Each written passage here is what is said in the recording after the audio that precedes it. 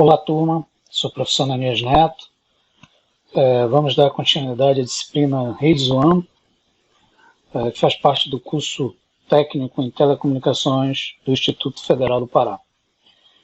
Bem, na aula de hoje vamos estudar especificamente a unidade 2. Então, a gente vai iniciar uma nova unidade que trata da camada de rede. Bem, nessa unidade a gente vai aprender sobre alguns protocolos específicos da camada de rede, protocolos como o IP, aí a sua versão IPv4, IPv6, protocolos de roteamento, o RIP, o SPF, assim como alguns protocolos auxiliares, o ARP, o RARP e o ICMP. Ok, então vamos lá. Bem, a camada de rede, só para a gente relembrar, ela é uma camada que faz parte do modelo de referência OSI, ou, se a gente for levar em relação à camada da arquitetura TCP/IP, ela é chamada de camada de rede no modelo OSI, e na arquitetura TCP/IP é chamada de camada interrede, ou interrede ou internet, no qual deu nome à tecnologia de rede mundial de computadores de hoje. Bem, a camada de rede, ou camada nível 3 do modelo OSI, ela tem como função básica fornecer serviços para permitir que os dispositivos finais, computadores, dispositivos móveis, hosts, servidores, troquem dados e informações dentro de uma rede de comunicação através de endereçamento. E aí ela vai utilizar, por exemplo, protocolos específicos como o IP versão 4, que é o chamado IPv4, ou o IP versão 6, que é o chamado IPv6, que são considerados os protocolos principais de comunicação da camada de rede. A camada de rede do modelo OSI, ela, a gente verá no decorrer aí do curso, serão destacados, né, dentro dessa camada esses protocolos. Então, como esses protocolos agem, como é que eles funcionam, qual as suas finalidades dentro da comunicação. E aí a gente vai ver que são protocolos específicos da comunicação e protocolos que realizam roteamento, como por exemplo o SPF, que é um protocolo de tomada de decisão de roteamento, utilizado dentro de um algoritmo de roteamento que a gente vai ver mais à frente, onde ele decide o melhor caminho possível para realizar a troca de dados entre origem e destino. Bem, dentro dessa unidade a gente vai explicar como, por exemplo, os equipamentos chamados roteadores usam esses protocolos, né, e como eles utilizam os serviços da camada de rede para viabilizar a conectividade de rede de computadores. Então a gente vai ver também, dentro da camada de rede, né, explicar como a camada de rede usa os protocolos como o IP, né, que é um protocolo de endereçamento, para obter informações confiáveis, além de realizar o roteamento das comunicações.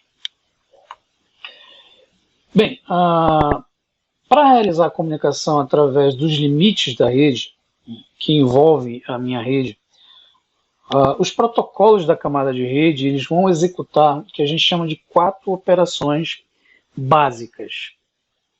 Essas 4 operações básicas, elas são o endereçamento de dispositivos finais, o encapsulamento, o roteamento e o desencapsulamento.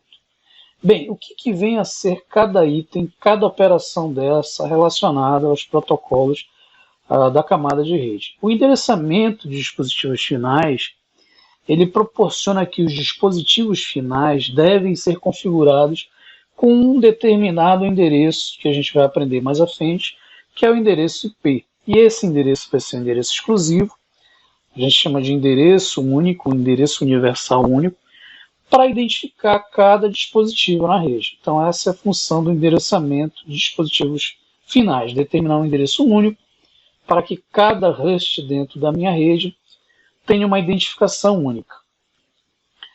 O encapsulamento é uma outra operação básica bem importante, porque a camada de rede ela vai fazer um processo que a gente chama de encapsular, encapsular as chamadas unidades de dados do protocolo da camada superior, que é o que a gente viu nas aulas iniciais, que é o PDU.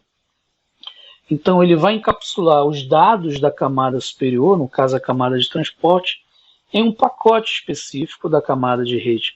Então o processo de encapsulamento ele vai adicionar informações ao cabeçalho IP, o cabeçalho do protocolo IP, com os endereços IPs das máquinas origem, que são as máquinas de emissão, e os endereços das máquinas destinos ou as máquinas de recepção. Então esse processo a gente chama de encapsulamento, e o encapsulamento ele é executado pela origem do pacote IP. Bem, uma outra operação básica realizada pelos protocolos da camada de rede é o chamado roteamento.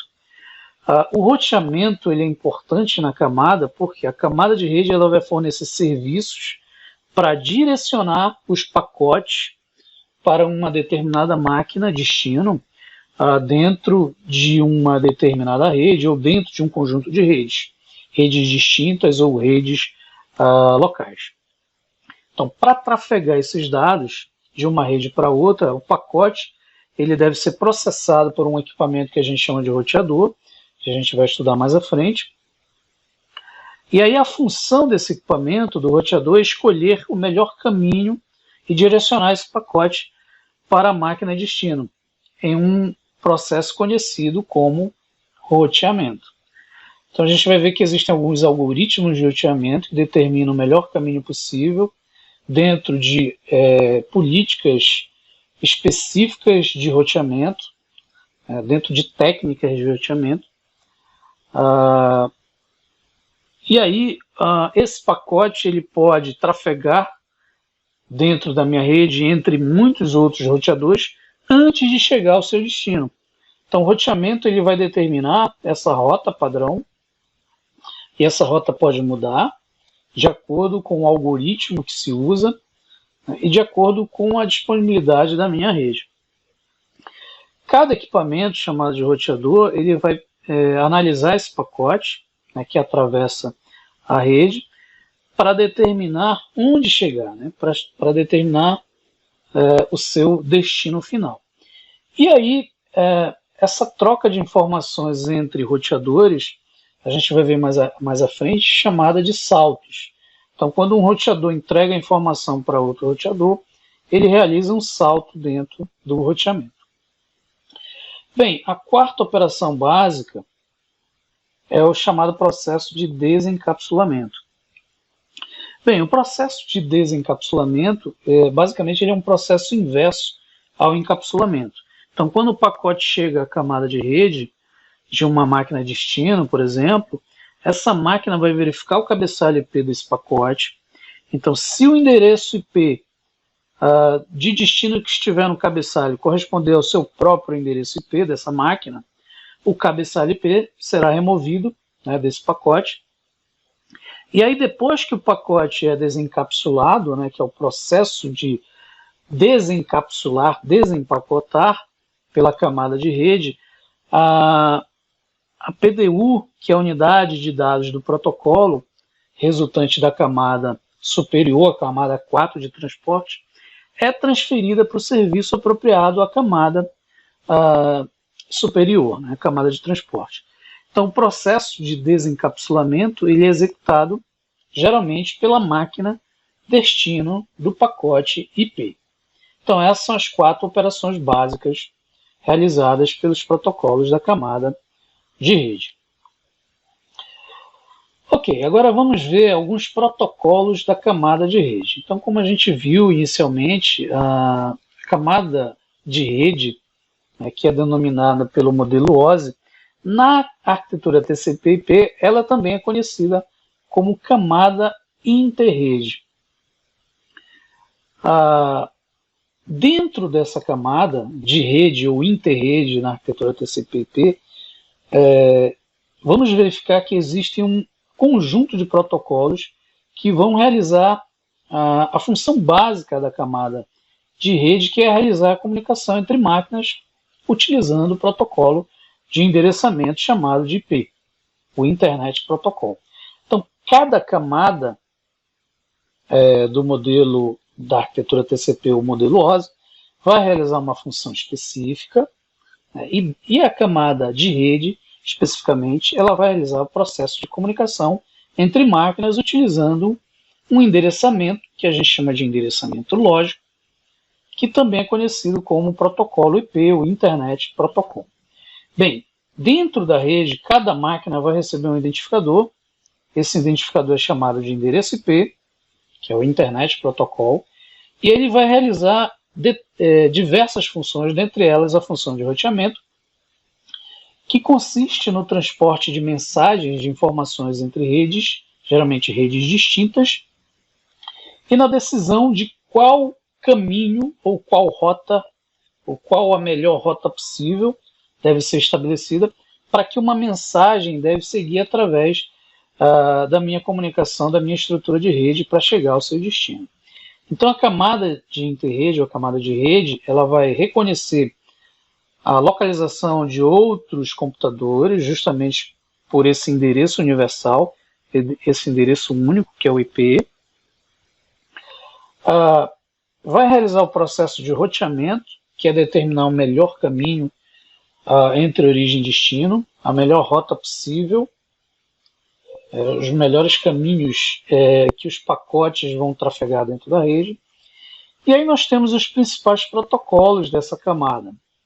A gente vai estudar especificamente o IP, que é o Internet Protocol, que é o protocolo, digamos, principal da camada de rede.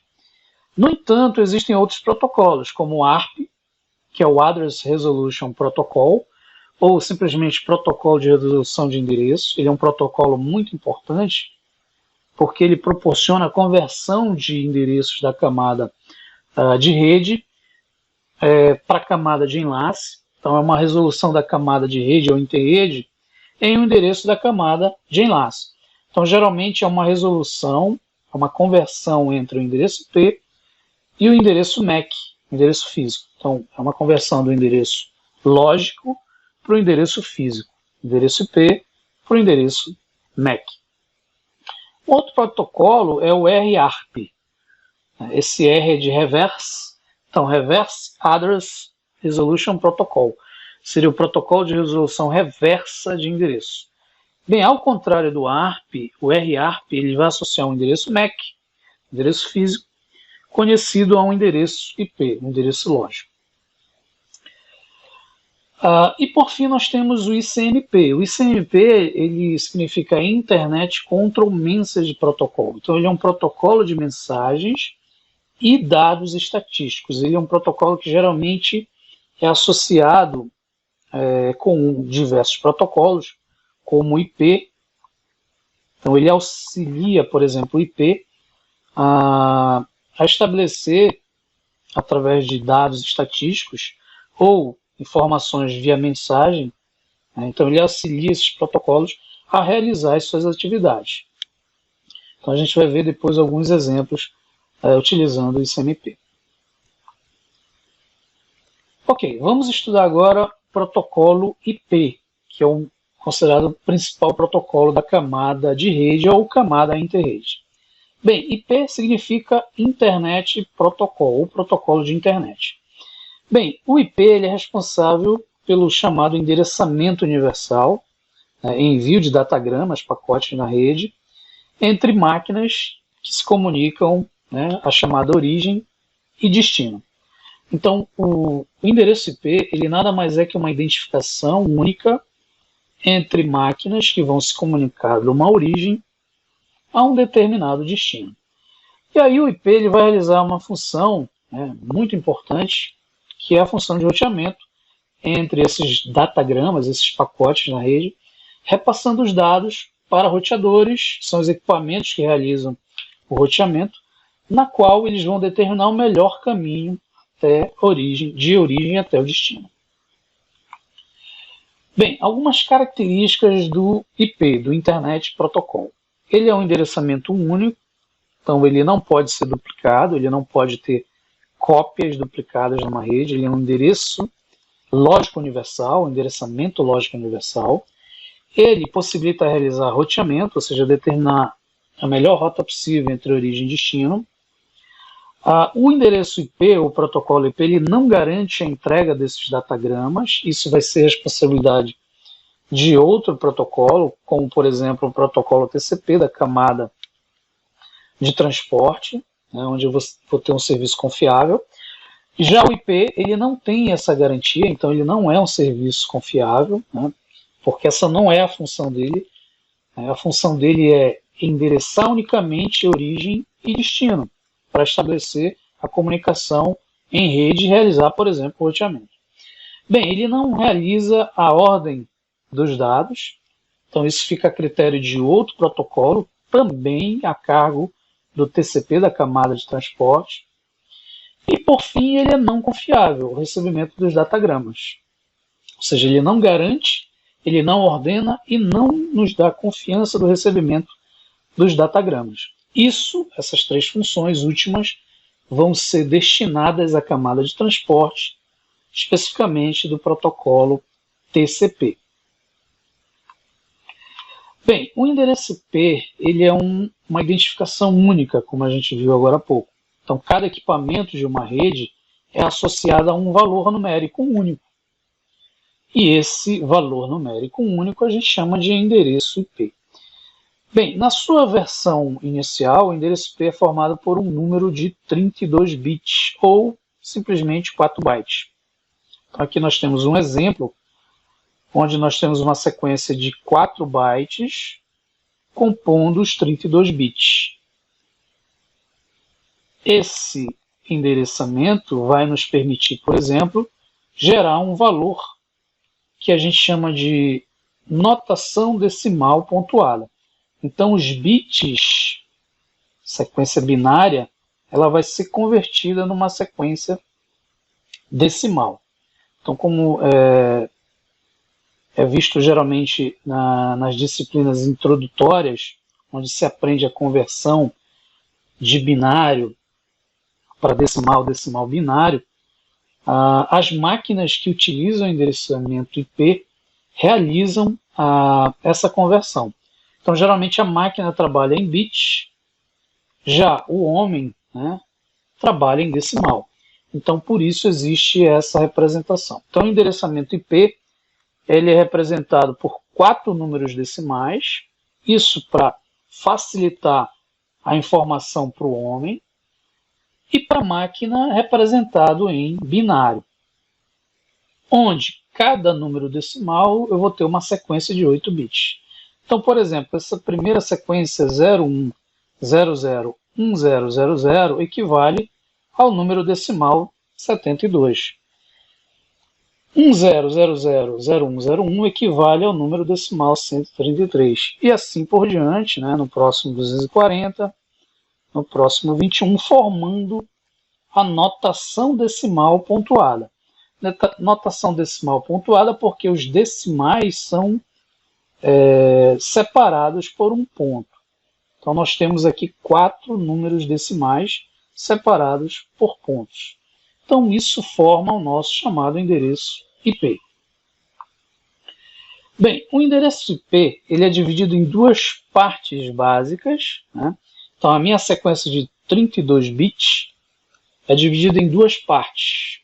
A primeira parte a gente chama de prefixo, ou também conhecido como NetID, que é a identificação da minha rede. E a segunda parte é o sufixo, ou host ID, que é a identificação do equipamento ou de uma máquina. Bem, o prefixo ele é usado para identificar a rede física, a qual aquele computador, aquela máquina, aquele host está conectado. Então, a gente denomina também de NetID, identificação da rede. Então, tudo que tiver no meu NetID, o meu prefixo, é a identificação da minha rede. Já do outro lado, nós temos o sufixo, que é utilizado para identificar um equipamento, uma máquina, e especificamente dentro da minha rede, e ele é denominado de host ID. Então, tudo que tiver no meu sufixo, no meu host ID, eu vou identificar um determinado equipamento, um determinado computador. um determinado dispositivo móvel e assim por diante. Bem, o protocolo IP ele é dividido em classes, a gente chama de classes de endereçamento IP. Então, o endereçamento IP ele foi dividido em classes justamente para melhorar a organização do endereçamento, torná-lo mais flexível, ao que a gente chama de subdivisão, que a gente vai aprender mais à frente. Basicamente, dentro do IPv4 nós temos 5 classes, né, que a gente vai ver daqui a pouco, onde ela vai nos possibilitar realizar o cálculo de subdivisão, flexibilizando o uso desse endereçamento. Bem, as classes elas estão relacionadas diretamente à quantidade de bits que são usados. Essas quantidades de bits podem ser utilizadas para o Rust ID ou para o Net ID. Então, os bits utilizados para o Rust ID são bits específicos para as máquinas. Os bits utilizados para o Net ID são bits específicos para a rede. Então, as classes elas vão determinar quantos bits são usados para a rede e quantos bits são usados para Rust. Nessa classificação, nós temos 3 tipos específicos de rede, né? Então, nós temos redes com poucas máquinas. Então, o que vai acontecer com redes com poucas máquinas? São usados poucos bits para identificar o Rust, o meu Rust ID, eu vou ter poucos bits para ele, e ao contrário, no meu Net ID, eu vou ter muitos bits para identificar a minha rede. Então, a gente chama de redes com poucas máquinas, né, e, no entanto, com muitas redes. A segunda classificação são redes com muitas máquinas, aí já é o processo inverso. Então, são usados muitos bits para identificar o Rust. Então, meu Rust ID ele vai compor uma quantidade de bits muito maior que o Net ID, que identifica a minha rede. Então, aqui é um tipo de rede onde você tem poucas redes e mais máquinas. Na primeira, nós temos mais redes e poucas máquinas. Na terceira classificação, nós temos uma rede chamada rede mediana. Então, o número de bits para identificar o Rust é a mesma quantidade para identificar a rede. Então, o Rust ID e o Net ID vão ser um número de bits iguais, chamadas de redes medianas. Bem, na versão atual do protocolo IP, IPv4, então nós vamos ver que o protocolo IP ele é composto por 2 versões muito utilizadas. Uma delas é o IPv4 e a outra é o IPv6, que vamos ver posteriormente. Então, na versão atual do protocolo do IPv4, existem 5 classes de endereçamento. Essas classes são divididas em letras, as primeiras letras do alfabeto. Então, nós temos a classe A, a classe B, a classe C, a classe D e E. Cada classe eu vou ter um intervalo de endereçamento, onde ele vai ter o seu início e ele vai ter o seu fim. Então, esse início é verificado no primeiro octeto ou no primeiro número decimal à sua esquerda. Então, a classe A ela vai de 1 a 126. E ela utiliza um identificador que a gente chama de máscara, que é identificado pelo 255.0.0.0. O 255 ele vai especificar que esse primeiro octeto é específico para a rede e esses 3 zeros finais são específicos para a máquina. O que a gente conclui? Na classe A nós temos poucas redes, ou seja, apenas um octeto para a rede, e 3 octetos para a máquina. Então, nós temos mais máquinas e menos rede. Já na classe B, nós temos o início em 128 e o final em 191. Então, tudo que tiver entre 128 e 191, classe B. E aí a máscara, que é o seu identificador, ele já vai mudar. Os 2 primeiros octetos eles vão estar em 255. Isso significa que os 2 primeiros octetos são de rede e os 2 últimos estão em 0, significando que eles são de Rust. Então aqui eu já tenho uma rede mediana, lembre-se. Rust ID igual a Net ID, eu vou ter uma rede mediana. Na classe C, eu já vou ter o início em 192 e o final em 223. E aí a minha máscara ela vai mudar. Os 3 primeiros octetos estão em 255, significa que os 3 primeiros octetos são de rede e o último apenas destinado à máquina. Significa que essa classe eu vou ter mais redes do que máquinas endereçadas. As duas classes finais, elas são classes específicas reservadas. A classe D, por exemplo, é uma classe utilizada para um serviço específico em rede chamada multicast, que é uma comunicação por difusão seletiva, e ela vai trabalhar no seu endereço inicial 224 até o seu endereço final 239. E a máscara composta de 255 ou 255 em todos os seus octetos. E por fim nós temos a classe E, que é uma classe reservada para uso futuro, geralmente utilizada por grandes pesquisadores, cientistas na área da computação, para fazerem experimentos relacionados à área de rede de comunicação de dados.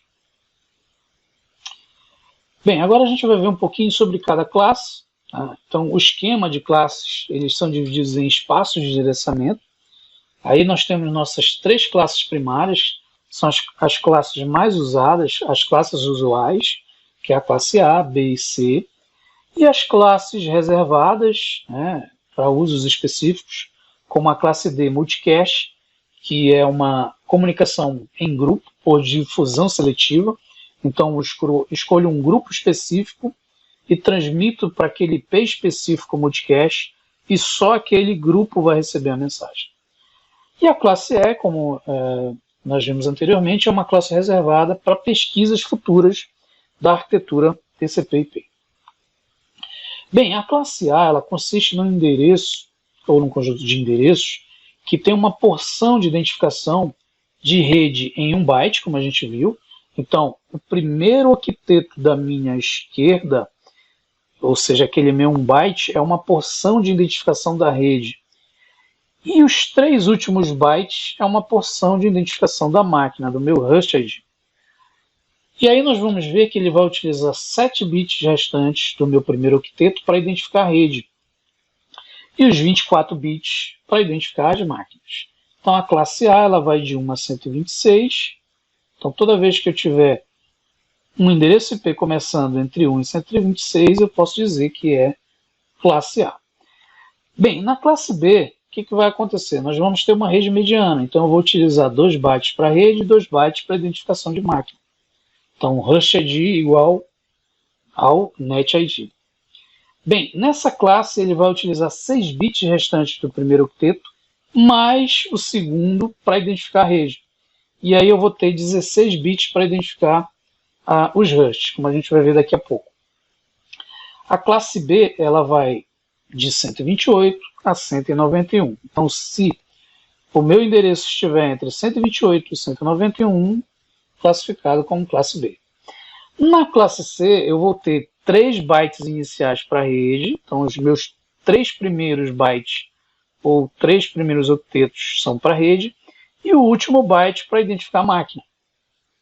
Ele vai utilizar 5 bits restantes do primeiro octeto, mais o segundo e o terceiro, para identificar a rede, e os 8 bits para identificar a máquina.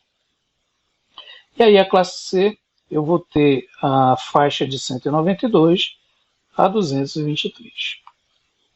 Bem, na classe D, como a gente viu, reservada para multicast, ela vai de 224 a 239.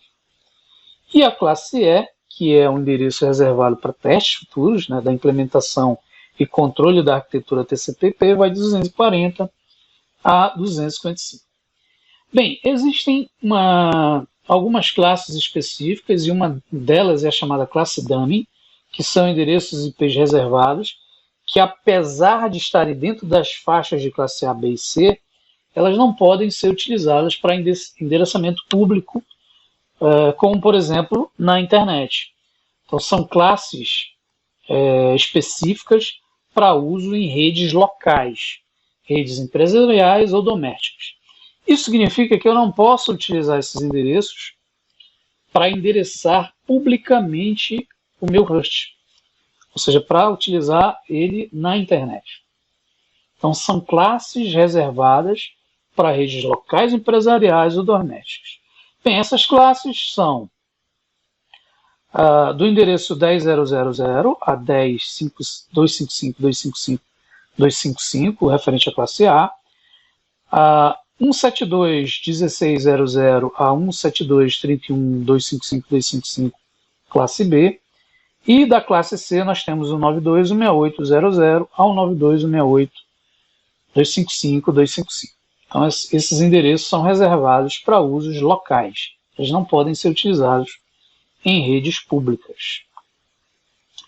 Bem, a classe de endereçamento IP, como a gente viu anteriormente, dependendo da classe, eu vou utilizar bits específicos para a rede, que é o NetID, e bits específicos para o host, que é o HostID.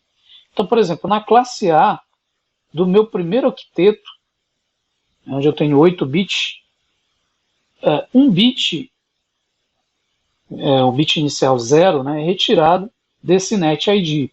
Então, 8 menos 1, eu vou ter 7 bits utilizados para o NetID. E aí, se a gente pegar 2 elevado a 7, eu vou ter 128. Isso simboliza que a classe A ela vai ter apenas 128 possibilidades de endereçar redes. Já para o HostID já vai ser diferente. Eu vou ter 2 elevado a 24, ou seja, 2 elevado a 24, eu vou ter uma possibilidade de endereçamento de máquinas muito maior, ou seja, chegando a um valor de aproximadamente 16 milhões, né, do número máximo de máquinas a serem endereçadas. E aí nós vamos ver que, de acordo com cada classe, eu vou diminuindo a quantidade. Por exemplo, a classe B, eu retiro 2 bits. Então, dos 2 octetos para a rede, que no caso vai dar 8 com 8, 16 menos 2, eu vou ter aí 14 bits para o NetID. Já na classe C eu vou ter 21 bits, né, porque eu vou tirar dos 3 octetos que dá 24, eu vou tirar 3 bits, então vai dar 21. Então 21 bits para o NetID e apenas 8 para o HostID. E assim sucessivamente para as outras classes. Bem, nessa tabela nós temos o número de redes e hosts por cada classe específica. Então, por exemplo, a classe A, o número de bits do prefixo que é utilizado no HostID é 7, e aí eu vou ter uma composição máxima de 128 redes. Na classe B eu já vou ter 14 bits, que vai dar 2 elevado a 14, vai dar 16.384 redes. Né? E aí o meu número de bits do sufixo, né, do HostID já vai ser 16, 2 elevado a 16, eu vou ter 65.536 máquinas que podem ser endereçadas. Na classe C, a gente vai ter 21 bits no prefixo, ou seja, no meu HostID, onde eu vou ter lá 2 elevado a 21, eu vou ter 2.097.152 máquinas, redes, que podem ser criadas por essa classe. Já no bit de sufixo, né, nós vamos ter 8, então 2 elevado a 8, 256, só vou ter 256 possibilidades de endereçar as máquinas.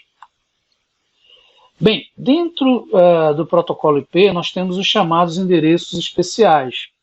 Então a gente vai ver, por exemplo, que esses endereços especiais são endereços reservados para usos específicos. E um deles é o chamado endereço de rede. O que acontece no endereço de rede? O IP ele vai ser reservado para um endereço específico, e esse endereço vai identificar o que a gente chama de rede. Então, os hosts, os endereços de hosts, os sufixos, eles vão receber o numeral 0. Então, onde a gente tiver 0, identifica ou denota uma rede. Então, por exemplo, o endereço 128.211.00 significa que o 128.211 são 2 bits exclusivos para a rede, né? 00 identifica o meu sufixo, ou seja, os endereços de hash. Então, isso representa o meu endereço de rede. Então, todo endereço de rede, onde tiver 0, simboliza o meu hash. E onde não tiver 0, simboliza a minha rede. Então, a gente pode dizer que o endereço de rede aqui é 128.211. Depois a gente vai ver outros exemplos de outras classes para que vocês possam entender melhor. Mas o endereço de rede ele é reservado para identificar uma rede e ele vai receber 0 no seu sufixo. Então, toda vez que eu tiver um 0 no sufixo, significa que o restante do meu número decimal é referente ao endereço de rede. Bem, um outro endereço de classe especial é o endereço broadcast. Broadcast é uma comunicação seletiva para todos. Então, é uma comunicação por difusão para todos dentro da rede. Então, ele é usado quando é necessário enviar mensagem para mais de um destino simultâneo dentro da minha rede. Então, ao contrário do endereço de rede, o meu sufixo agora vai receber todos os bits uns, ou seja, o meu decimal vai ser o 255. Então, um exemplo. Se eu quiser mandar uma mensagem para o endereço de rede 164.41.255.255, então esse vai ser o meu endereço broadcast. Observem que o 255 ele aparece no meu sufixo, então significa que a minha rede é 164.41. Então, meu endereço de rede vai ser 164.41.00. Então, se eu quiser mandar uma mensagem para todos dessa rede, basta apenas mandar uma mensagem para o broadcast dessa rede, e aí eu vou conseguir atingir todos os dispositivos da rede. Bem, um terceiro endereço especial é o endereço de loopback. Bem, o loopback ele é um endereço usado para testes, né, geralmente utilizados através do aplicativo Ping, né, para você testar, por exemplo, as camadas da arquitetura dentro de uma máquina. E aí o endereço loopback é um endereço que vai identificar a sua própria máquina e normalmente é usado o endereço 127.0.0.1. Observem que quando a gente falou das classes, a classe A, por exemplo, ela é uma classe que ela vai da faixa de 1 a 126. E a classe B, ela já vai de 128 a 191. Então, por que houve um salto de 126 para 128? Justamente por causa do endereço de loopback, que é o endereço de teste. Então, ele é um endereço, o 127 reservado. Então, classe A de 1 a 126, classe B de 128 a 191. Então, percebam que o loopback ele foi retirado por justamente ser um endereço especial de teste nas máquinas. Bem, dentro do protocolo IP, nós temos um identificador muito importante, que é a máscara de subrede. Então, o endereço IP, ele utiliza do seu endereçamento universal, que é uma identificação única, e para complementar esse endereço, nós temos a chamada máscara de subrede. Então, a máscara ela vai informar quais os números vão representar a rede e quais os números também vão representar os hashes. Então, a máscara é uma identificação a mais, podemos dizer assim, relacionada ao endereço IP. Além disso, a gente vai ver na próxima aula que a máscara ela é utilizada para o cálculo de subrede, quando a gente precisa dividir a nossa rede numa rede desorganizada, em uma rede organizada. Aí a gente vai realizar o chamado cálculo de subrede. Então, a máscara ela tem duas funções básicas: identificar, por exemplo, a classe do meu endereço IP, através dos números que representam a rede e hashes, e também utilizada para fazer o cálculo de subrede, que é justamente organizar o endereçamento dentro de uma rede desorganizada. Então, a máscara é utilizada também para simplificar o roteamento, né, entre redes distintas. E aí ela é identificada pelo número 255. Então, Onde tiver 255, essa notação decimal, ela vai ser utilizada para designar quais serão os bytes que vão identificar a rede, e onde nós tivermos o 0, vão identificar o hash. Então, por exemplo, na classe A, como a gente viu anteriormente, o primeiro octeto é 255, então significa que esse primeiro octeto ele é exclusivo para a rede. E os 3 octetos finais, eles são exclusivos para a hash. Na classe B, a gente já vai ter uma rede mediana, os 2 octetos iniciais em 255, então significa que os 2 octetos identificam a rede, e os 2 zeros finais identificam os hashes. E na classe C, nós vamos ter os 3 octetos iniciais em 255 e o último octeto em 0,